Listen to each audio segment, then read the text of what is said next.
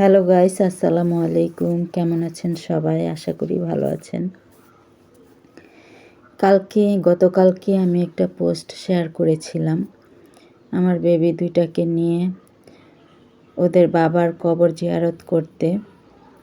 তো ওদের বাবা ওদেরকে একদম ছোটোকালেই রেখে চলে গেছে না ফেরার দেশে।